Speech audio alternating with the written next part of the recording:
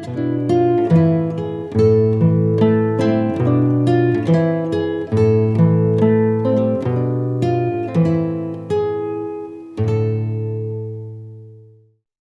alegria! Estamos mais uma vez trabalhando o nosso programa Espiritualidade na Ação, e hoje a temática é muito nobre: espiritualidade e o trabalho, a luta por justiça, que é uma missão de todos nós. Cada vez mais precisamos de não só trabalhar a justiça, mas gerar um clima onde a população entenda seus direitos, que justiça passa pelos direitos. Conosco hoje, Thay Araújo, educadora popular. Ela trabalha muito a partir do que ela tem de formação, licenciada em História, pós-graduando também em História da Arte, e ela conhece profundamente o viver e o ser de uma sala de aula, inclusive grandes traumas que gera sala de aulas de péssima qualidade nos 4 cantos do Brasil, prejudicando a nossa juventude de crescer, especialmente a juventude pobre e negra. A Thay também faz parte da Comissão de Ética da Universidade Estadual de Minas Gerais, e a Thay também desenvolve programas de racial, e acima de tudo, ela trabalha fortemente cultura e cidadania através de base em Minas Gerais. Conosco, Araújo. Eu sou Thay Araújo e venho da luta por um Brasil onde a justiça não seja privilégio, mas um direito de todos. Hoje, essa conversa é sobre enfrentar o que nos adoece, nos oprime e nos silencia. Estou feliz em estar aqui com vocês, querido Frei Davi, e com o Chavoso, e vamos juntos, porque a justiça, né, se conquista com coragem e com o coletivo. Gente, também o convidado de hoje é o nosso querido irmão Chavoso da USP. Por que Chavoso da USP? Lógico, é alguém da periferia que ousou quebrar as paredes e entrar na USP, se formar na USP. Ele é um youtuber muito querido, muito seguido, palestrante, professor, sociólogo. E a USP, seu campo de formação, continua sendo um campo de atração. A missão dele é atrair a juventude o máximo possível para ingressar na USP. Ele é filho de nordestino, sobrevive aqui na Zona Norte,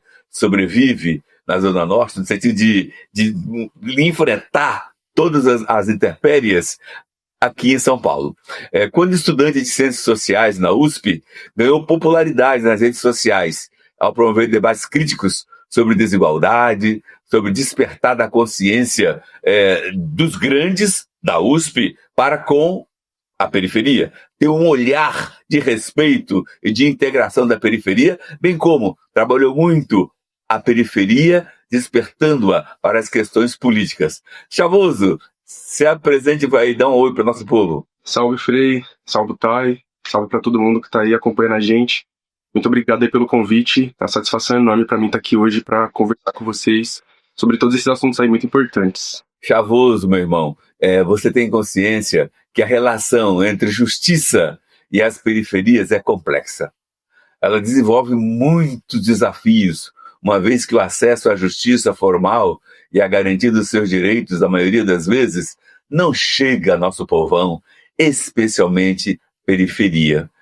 As periferias, frequentemente marcadas por desigualdades sociais, pobreza e violência, criam mecanismos informais de resolução de conflitos. E nessa perspectiva é que hoje trabalhamos espiritualidade e luta por justiça. Vamos refletir um texto bíblico? Defendei o fraco e o órfão, justificai o pobre e o necessitado, livrai o fraco e o necessitado, tirai-os da mão dos ímpios. Mateus, capítulo 5, versículo 6. Meu irmão Chavoso, nessa relação oprimido e opressor, quais são, na sua visão, os principais fatores que dificultam o acesso da população periférica à justiça em todas as suas dimensões?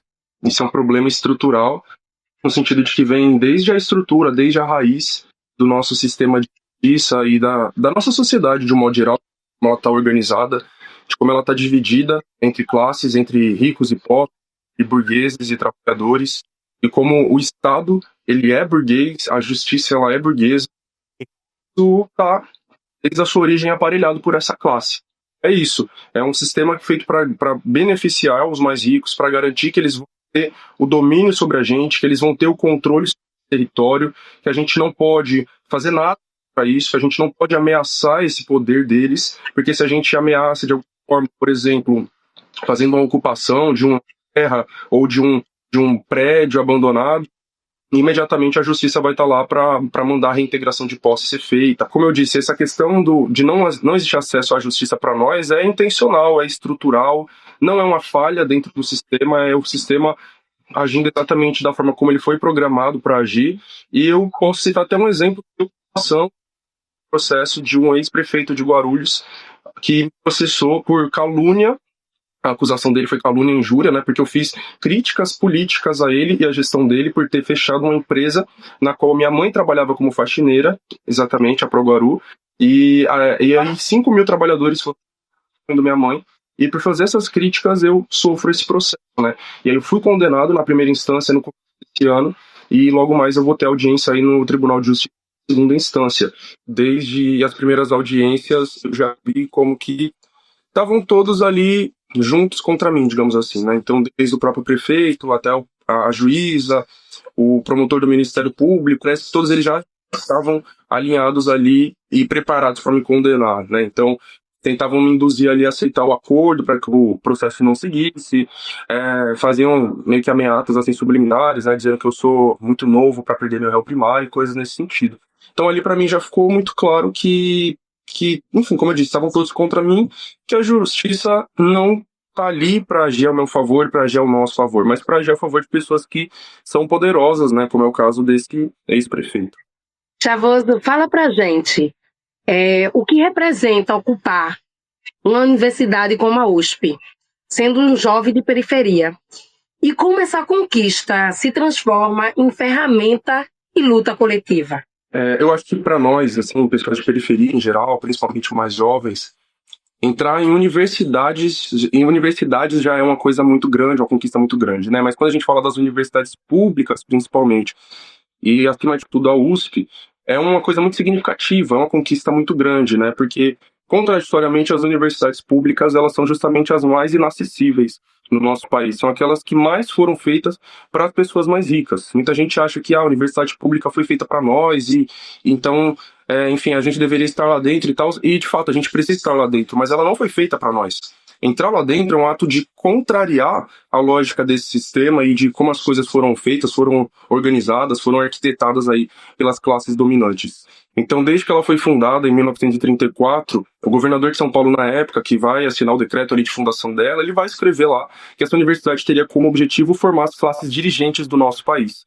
E a gente vai ver que de lá para cá, vários presidentes, governadores, ministros, pessoas muito poderosas e importantes se formaram na Universidade de São Paulo. Eu mesmo estudei com filhos de ministros, filhos de políticos, netos de políticos, pessoas que se tornaram políticas também, ou que, enfim, trabalham na política, né, em cargos de assessores parlamentares e coisas nesse sentido. Então eu penso que a gente estar nesse meio, conseguir entrar lá dentro, é uma coisa muito significativa para nós, pessoalmente, para as nossas famílias e para as nossas quebradas e para o nosso povo de um modo geral. A gente precisa massivamente para conseguir mudar a estrutura daquele lugar, para conseguir mudar também a nossa sociedade, né? Então esse lugar que é tão poderoso, que tem tantos recursos, tanto potencial, que tem formado pessoas tão importantes, poderosas para a nossa sociedade, ele precisa estar ao nosso serviço e não ao serviço dessas elites, dessas classes dominantes, né?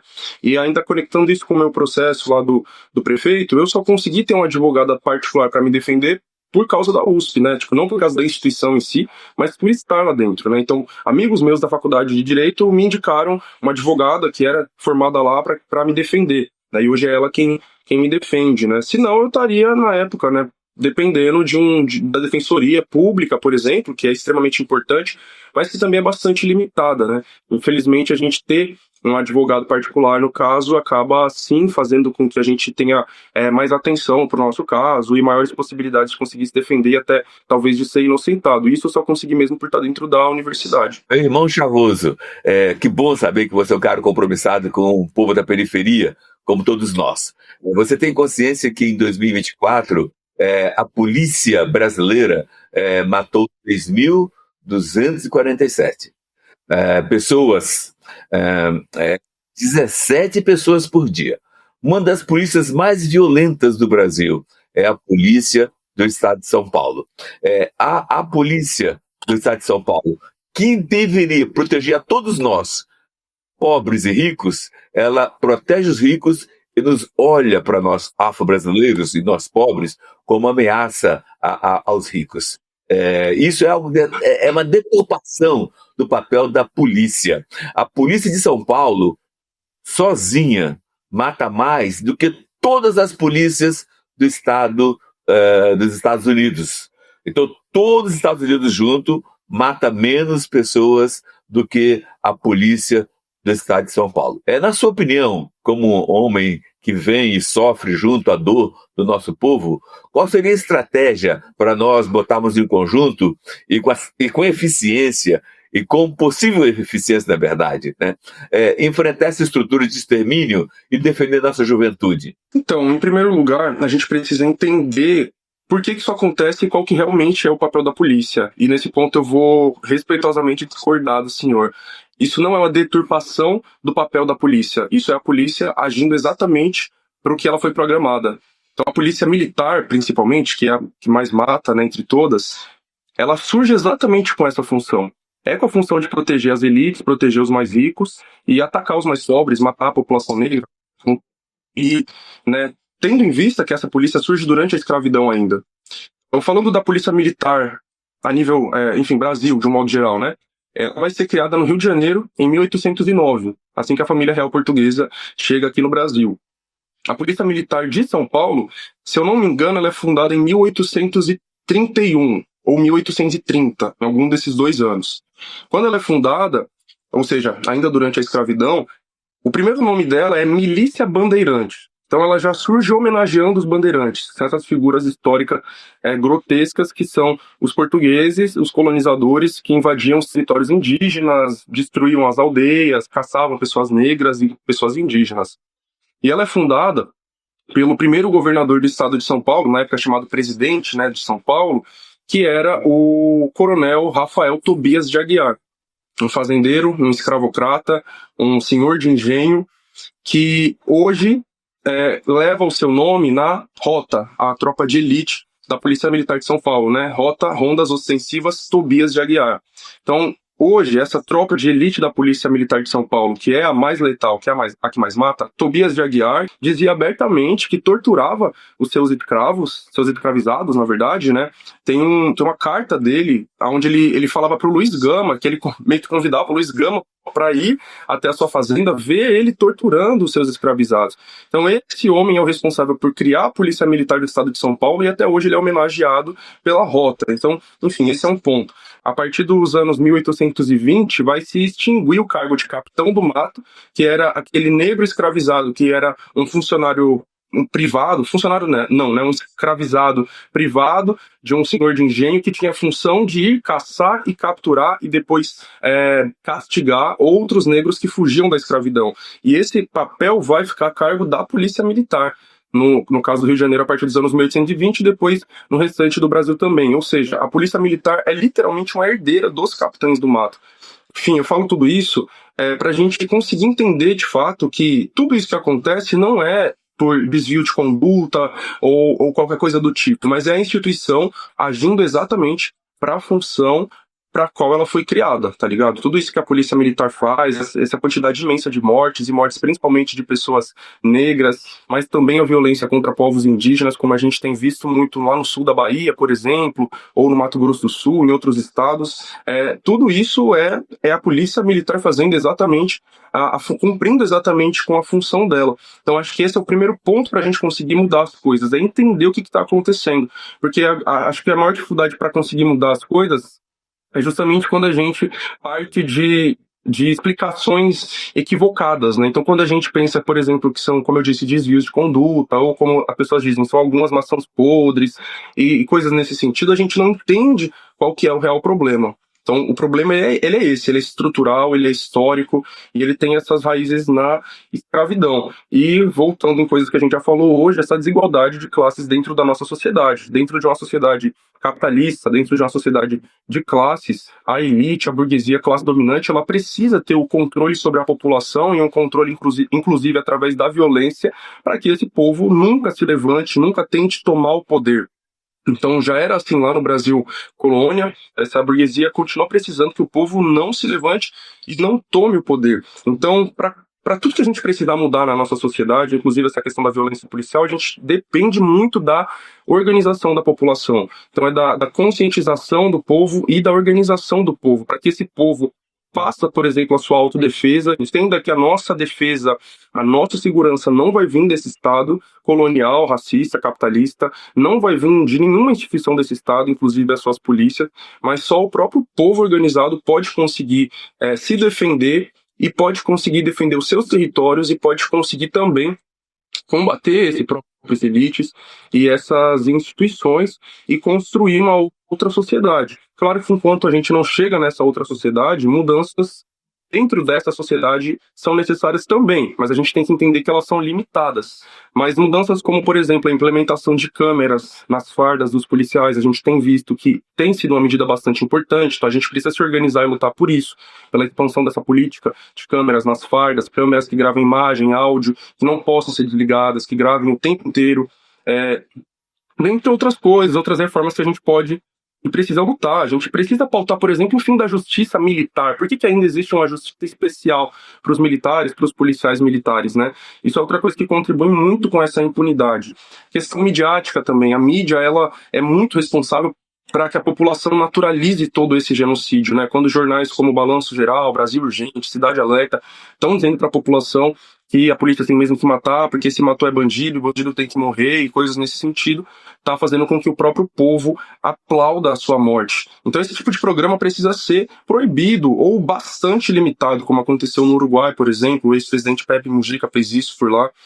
E assim vai, né? Enfim, são muitas pautas que a gente tem para defender, mas não momentâneas, eu digo a curto e médio prazo, mas também lutas aí para pensar num longo prazo, para pensar num futuro, num horizonte, né? Mas tudo isso vai depender unicamente da organização do nosso povo e da conscientização, do acesso a essas informações que eu passei aqui e muitas outras que também não vai dar para passar nesse momento, né, pelo tempo limitado, mas que eu falo muito nas minhas redes, então convido todo mundo para acompanhar, para ter mais informações sobre isso. Tiago, a nossa querida escritora e socióloga Sueli Carneiro, ela fala sobre essa abolição, né? Foi isso. As pessoas estão livres para apodrecer e morrer nas sarjetas desse país. Eu queria muito que você falasse para os jovens, né? Como você enxerga esse papel da juventude periférica na denúncia e na resistência de todo esse genocídio. Bom, quando a gente fala do genocídio da população negra, mas também da população indígena, a gente tem que também observar que existe um perfil de quem é o grande alvo desse genocídio, né? Então não claro, a população negra em geral é prejudicada, a população indígena em geral é prejudicada, e são perseguidas, estão mortas e tudo mais. Porém, especificamente os homens jovens negros e indígenas que são os principais alvos desse processo de extermínio. Dessas 6 mil pessoas mortas, 99% são homens, 80% são pretos e pardos, e a maioria são jovens de 18 a 29 anos. Então, esse é o perfil principal do genocídio no nosso país. Quando a gente olha para os povos indígenas, também saiu mais recentemente um relatório do Conselho Indigenista Missionário, que eu não lembro exatamente os números de cabeça, mas que também apontam que a maioria dos indígenas mortos nesse último ano, que inclusive teve uma crescente no número de indígenas mortos, a maioria são homens e a maioria também são jovens. Então, parece que parece não, né? Tem muitos estudos que falam sobre isso, né? Como que esse genocídio, ele é direcionado para esse homem que está em idade de reprodução, tá ligado? Principalmente. A intenção é mesmo impedir que esse homem negro ou esse homem indígena possa deixar descendentes. E a mulher negra? Aí o projeto colonial, o projeto racista, o projeto dessa república também racista, é fazer com que essa mulher negra seja uma fábrica de geração de novos indivíduos, mas também de um homem branco, né? Então, quando a gente vê, por exemplo, o quadro A Redenção de Cã, que é um grande símbolo do projeto de branqueamento da nossa população, a gente vê nesse quadro uma mulher preta, uma mulher parda, negra de pele clara, um homem branco e um bebê branco, né, que é o filho desse casal interracial. O que a gente não vê nesse quadro é o homem negro. Então, a mulher preta, muito provavelmente, foi estuprada pelo seu senhor, pelo seu dono, né, branco, que não vai assumir um relacionamento com ela, né? Então ele tem ali eles têm uma filha que nasce negra de pele clara ou parda.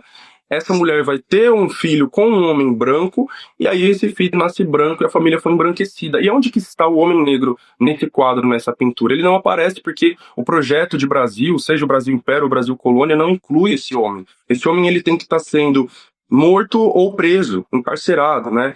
Então, a gente tem que ter essa noção. Ao mesmo tempo, mesmo que a mulher negra, a mulher indígena não seja o principal alvo desse genocídio, é ela quem mais vai sofrer e quem mais vai lutar a partir dessas mortes e desses encarceramentos, né? Quem está na linha de frente da luta contra isso, da luta contra o encarceramento em massa, da luta contra o genocídio, são as mulheres negras, são as mulheres indígenas. São elas quem vão fazer essas manifestações quando a polícia mata seus filhos, mata seus companheiros, ou quando essas pessoas são aprisionadas injustamente, ou mesmo, entre aspas, justamente, são elas que vão até a porta dos presídios para visitar, para levar coisas para eles, né? Enfim, então, no final das contas, vai afetar ambos, né? Mas quem está sendo morto mesmo na prática são esses homens jovens negros indígenas, e é eles quem principalmente precisam acordar para isso e tá nessa luta, né? Como é o meu próprio caso, eu tô nessa luta para que eu não seja o próximo alvo. Infelizmente, parece que muitas pessoas só entram para a luta quando acontece com elas ou com alguém próximo delas, e a gente não pode permitir que seja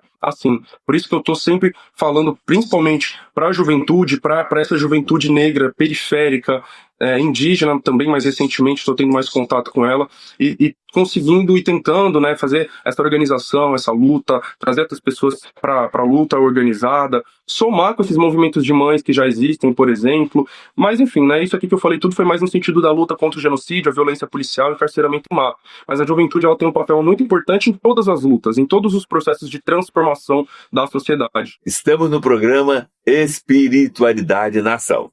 Você dê seu like, onde esteja, dê seu like, jogue sua rede social. Vamos fazer o debate com o nosso irmão Chavoso da USP, atingir a juventude e toda a sociedade. É um tema necessário demais. A busca da justiça social é espiritualidade? E essa é a pergunta que eu faço ao Chavoso. Chavoso, todas as religiões têm sua espiritualidade. A pergunta é, perpassa pelas religiões a busca por justiça como sendo um instrumento forte da espiritualidade, da sua visão? Sim, acredito que sim. Justamente por isso, os poderosos, os mais ricos, eles tentam manipular as religiões a favor deles, né, para impedir que o povo lute, né, por justiça, por exemplo, lute contra as desigualdades. A gente, no Brasil, tem como principal religião o cristianismo, né, dividido aí entre o catolicismo e o protestantismo, são as maiores religiões do nosso país. Eu fui criado como protestante, como evangélico, e eu passei por algumas igrejas aí ao longo da minha infância e pré-adolescência, mas atualmente eu sou um e dentro da Umbanda e dos terreiros e religiões de matriz africana, eu acho que é muito nítido, né, essa luta pela justiça, contra as desigualdades, contra as opressões, contra o racismo e tudo mais. Mas dentro do cristianismo isso também está muito presente. Só que, como eu falei, por conta dessa manipulação que as elites fazem em cima das religiões, e principalmente do cristianismo, que é a religião mais popular entre o povo brasileiro, entre o povo mais pobre, muitas pessoas acabam não fazendo essa associação. E aí, se você é uma pessoa cristã que diz lutar, né, contra a desigualdade, contra as opressões e tudo mais, hoje no Brasil você é taxado de comunista, como se fosse uma coisa negativa, taxado de tudo quanto é coisa, né, esquerdista e por aí vai. A gente vê, por exemplo, toda a perseguição que o padre Júlio Lancelotti sofre. Mas no fundo o que a Bíblia está dizendo é justamente isso, né? Bem-aventurados são aqueles que são perseguidos por lutarem pela justiça, né, por estarem aí lutando contra as injustiças. Enfim, o racismo religioso e toda a perseguição aos terreiros, às comunidades tradicionais, persiste até os dias de hoje. A gente acaba sendo meio que mais forçado a se politizar, a se posicionar, né, porque são as religiões mais perseguidas e que tem mais denúncias de violências e de tudo mais, são religiões de matriz africana. E quando a gente vai ver a filosofia dessas religiões, a forma de ver o mundo dessas religiões, a gente vê que tem tudo a ver com a luta por justiça, por uma luta revolucionária, por uma luta por transformação social, né? A gente tem o orixá da justiça, que é Xangô, a gente tem o orixá da guerra, que é Ogum. Então a gente tem deuses, né, que estão inspirando a gente a lutar, a ir para o combate, a ir para uma batalha por justiça, né? Chavoso, nós estamos em uma das plataformas mais revolucionárias da América Latina, Instituto Conhecimento Liberta. Não sei se vocês sabem, mas nós temos, a plataforma em si tem 6 vezes mais audiência do que a TV CNN. Ela ganhou o título de plataforma de maior confiança da sociedade brasileira. São dados importantíssimos. O ICL, Instituto Conhecimento Liberta, é uma plataforma de educação que une 3 pilares fundamentais da nossa existência enquanto pessoas que querem um mundo melhor, que queremos transformar. É o pilar político, o pilar cultural determinante para a transformação e o pilar espiritual. E para gerar esta energia constante desses 3 pilares, nós temos mais de 300 cursos que alimentam a formação de todos os membros do Instituto Conhecimento Liberta. Eu quero agradecer de coração todo mundo que assina o Instituto Conhecimento Liberta naquele método de ajudar a dar uma bolsa ao pobre. A Educavro tem mais de 6 mil pobres, só a Educavro tem mais de 6 mil pobres com bolsa do ICL, que estão crescendo no seu conhecimento a partir desta solidariedade de quem assina o ICL como solidário. Portanto, é uma ferramenta que está aí para gerar democracia, gerar transformação, gerar potência.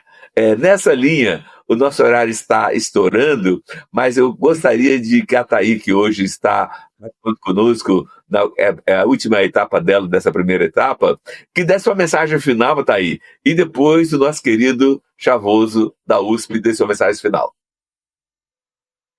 A luta por justiça segue firme nas ruas, nas ideias e nos corações despertos. Um cheiro pro Chavoso, pro Frei Davi e a cada pessoa que esteve com a gente. Seguimos juntos, porque quem sonha com justiça não descansa. Muito bom. Chavoso, sua mensagem final pro povo.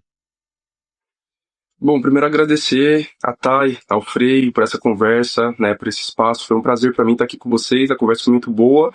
E a mensagem que eu deixo é essa, reforçar a importância da luta coletiva, a importância da conscientização, né, da busca pelo conhecimento, né, e como o Frei disse, a gente está aqui nessa plataforma revolucionária que é o Instituto Conhecimento Liberta.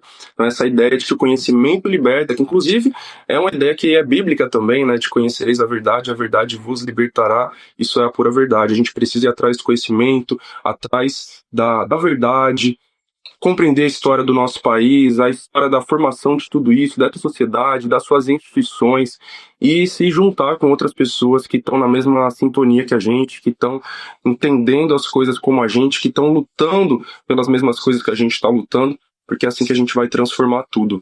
É com a união e com a luta coletiva. Tamo junto e muito obrigado. Legal demais. Vamos curtir espiritualmente mais um texto bíblico? Bem-aventurados, bem-aventuradas, o que tem fome e sede de justiça, porque deles serão o reino dos céus e eles serão fartos. Lucas, capítulo 6, versículo 31. E é tudo isso que nós queremos para o nosso povo, ser alguém abençoado por Deus. E assim, a minha mensagem final é uma oração. Senhor Deus, obrigado, Pai querido, porque tem colocado pessoas marcantes em cada região do Brasil para ajudar o mundo a melhorar. A Thay, em Minas Gerais, o Chavoso aqui, nossa querida São Paulo, mas que também é uma pessoa que tem uma missão nacional. Pai, dê ao Chavoso, Pai, cada vez mais potência para ajudar a multiplicar jovens como ele, nos 4 cantos do Brasil. Pai, a juventude precisa de força, de instrumento, precisa de transformação. Abençoai, Pai, a todos que participam desse programa agora e vai, com certeza, dar um like, transformando esse programa em crescimento para todo mundo. Te peço isso em nome do Pai, do Filho e do Espírito Santo. Amém. Tchau. Amém. Tchau, tchau. Tem gente que ainda acredita que o Bolsonaro e a turma dele é simplesmente um bando de maluco que gosta de pegar o microfone e falar um monte de besteira. Agora, será que quando ele faz os ataques às urnas, quando ele faz os ataques ao STF, quando ele faz os ataques, aos líderes de partidos e ideologias que não são a dele, será que isso tudo sai da cabeça dele na hora? Ou será que existe um método? Será que existe um programa para poder minar e, no final das contas, destruir uma democracia? A melhor pessoa do mundo para nos ensinar sobre isso é Daniel Ziblatt. Ele é professor de Harvard e escreveu o best-seller Como as Democracias Morrem, livro que atingiu o primeiro lugar em quase todos os países do mundo democrático. Ele, Daniel Ziblatt, vai dar uma aula com exclusividade para o ICL no dia 28 de agosto. Uma chance única da gente poder aprender com um dos maiores intelectuais do mundo de graça. Aprender com um dos melhores professores do mundo de graça. Com tudo ali fácil para a gente poder entender, não tem outro lugar, é só no ICL.